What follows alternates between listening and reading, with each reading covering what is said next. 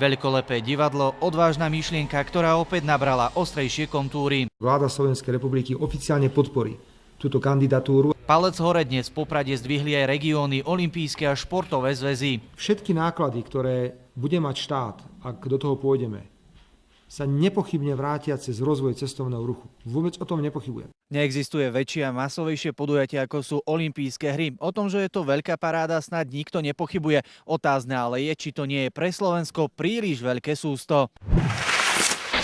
Prvé odhady 1,5 miliardy eur. Necelú polovicu by mal uhradiť medzinárodný výbor. Zvyšok si podelí Slovensko s Poľskom, ktoré chce spoločnú olympiádu. Usporiadanie olympijských hier by bolo pre Slovensko ekonomickou samovraždou. Odmietam tieto úvahy, lebo to sú úvahy, ktoré vždy sú len proti.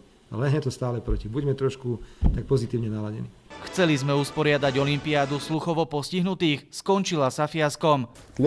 Chceli sme usporiadať zimnú olympiádu, už dvakrát, zostali len masné účty za neúspešné kandidatúry. V roku 2002 to bolo necelých 50 miliónov slovenských korún, v roku 2006 to bolo necelých 200 miliónov slovenských korún. Pri oboch kandidatúrach tento muž zastával jednu z kľúčových pozícií. Pri úvahách o tom, či sa do tohto projektu pustiť, opäť hovorí, do tretice všetko dobré. Tento, čo sa týka úspešnosti, je najreálnejší. Marek Vnenčák, televízia Markíza.